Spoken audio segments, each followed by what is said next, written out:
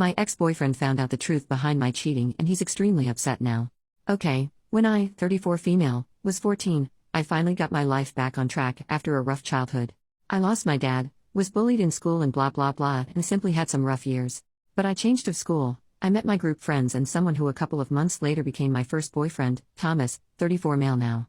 I was real happy, I felt like I had found my place finally.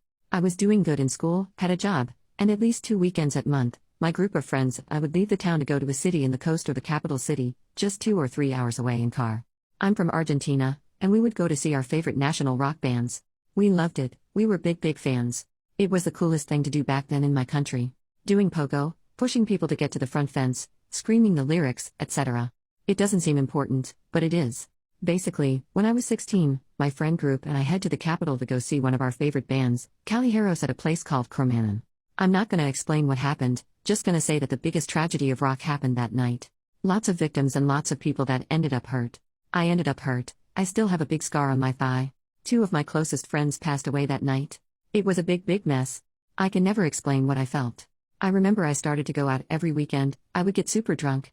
I avoided talking about it at all. I would leave the room when someone even spoke about it, I kept pretending that everything was fine. That I was fine. In case you're wondering, getting alcohol in Latino America being a minor is not hard, much less in a small town.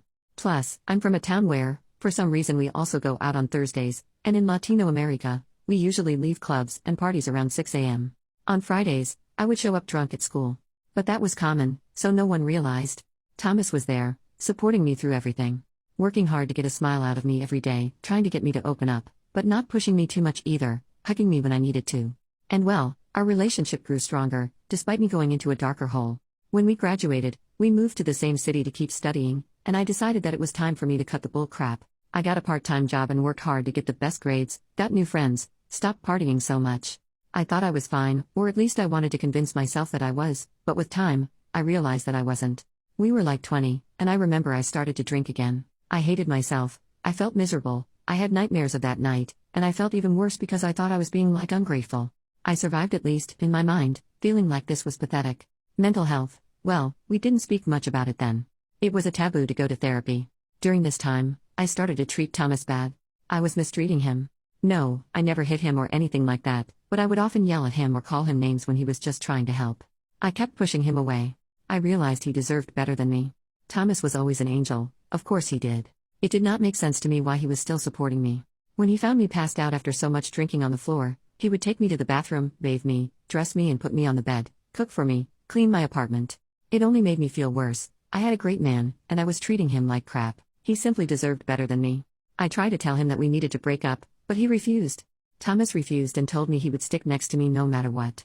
But I only got worse, and I felt like I was going to drag him with me, and I couldn't stand the idea of seeing him with me.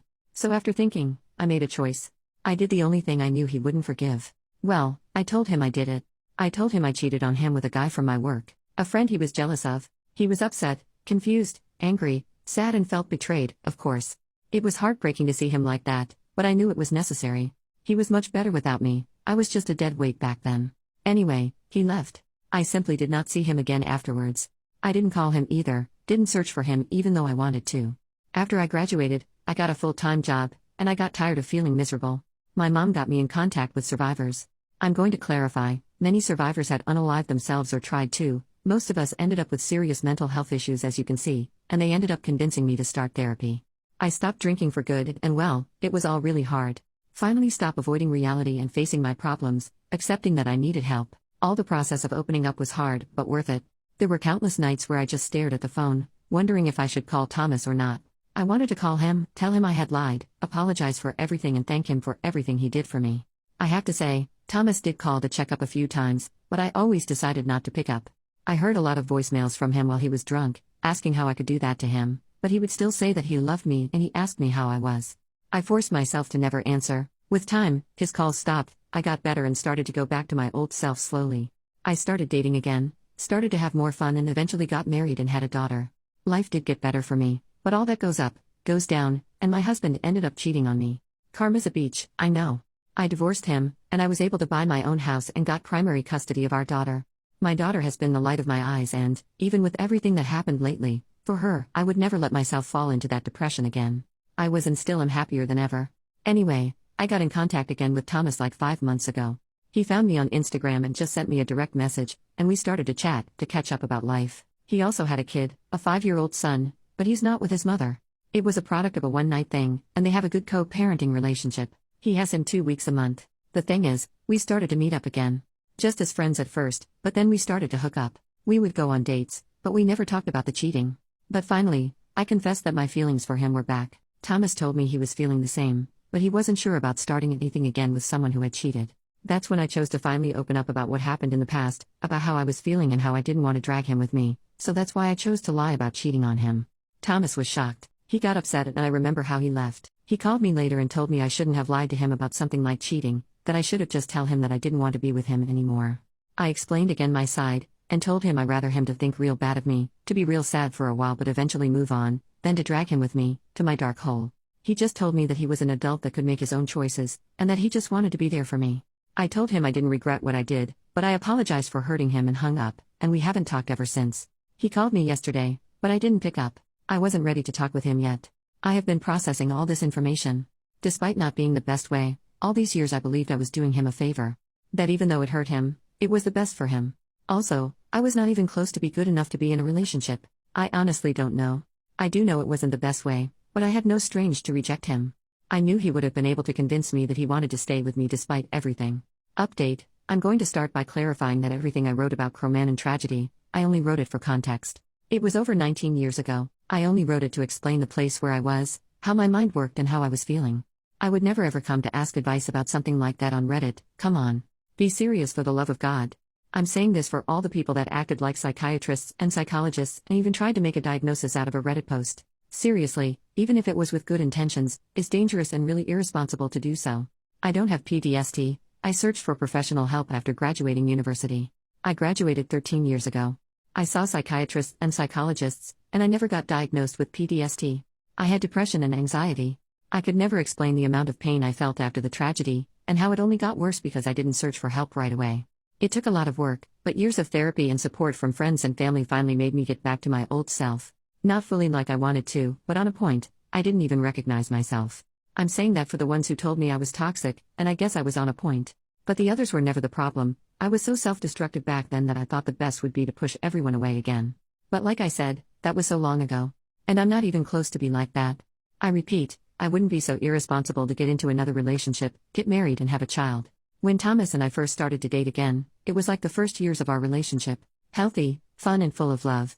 Not like the last year of our relationship. That was definitely the worst year of my life. I've talked about it on therapy for years, and I put it behind years ago. Now it's just something that marked me, but that is my past.